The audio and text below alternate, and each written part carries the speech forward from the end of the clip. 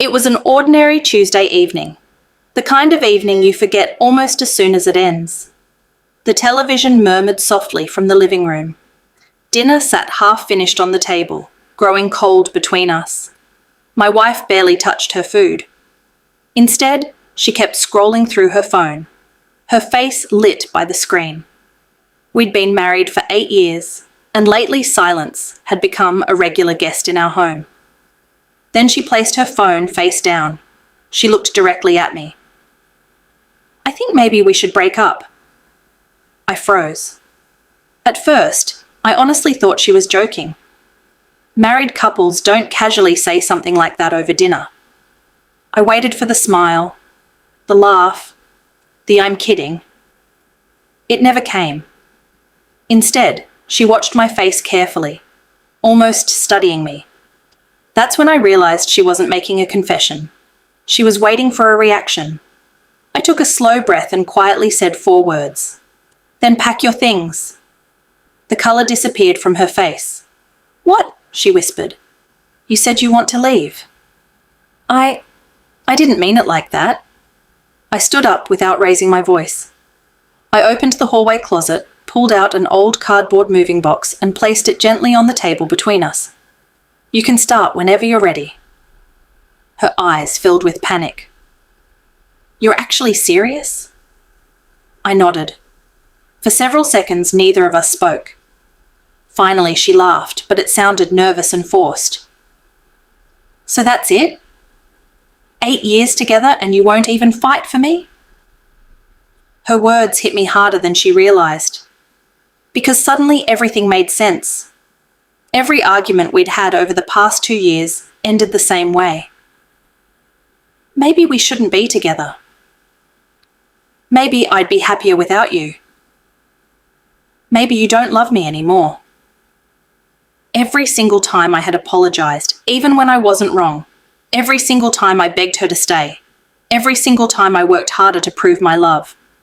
Not because I had stopped loving her, but because I was terrified of losing her. Tonight was different.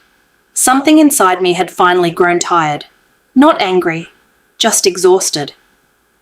"I've been fighting for this marriage for years," I said quietly. "You just never noticed because I wasn't making a scene." She stared at the box. Then her voice cracked. "I only wanted to see if you still cared." There it was. The truth. It wasn't about leaving. It wasn't about our marriage. It was a test. A cruel one. My chest tightened with disappointment. "Do you know what that feels like?" I asked. "To hear the person you built your life with tell you they're leaving, just to measure how desperate you'll become?" Tears rolled down her cheeks. "I didn't think you'd say okay." "And that's exactly the problem." She covered her face with both hands. "I was scared." "Of what?"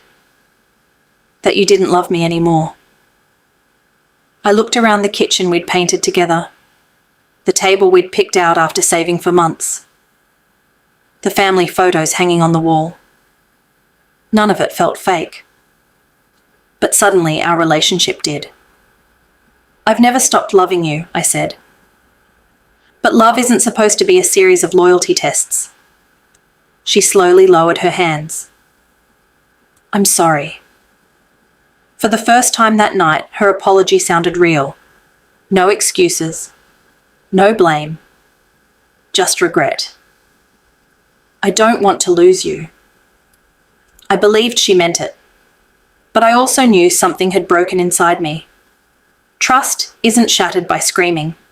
Sometimes it's broken by quiet manipulation, repeated over and over until love starts feeling like survival. "I need one promise," I told her. She nodded immediately. "No more threats. No more pretending to leave. No more testing whether I'll chase you. If something hurts, tell me. If you're afraid, tell me. But don't weaponize our marriage." She cried harder. "I promise." I picked up the cardboard box. For a long moment I looked at it. Then I slid it back into the closet. She walked over and wrapped her arms around me.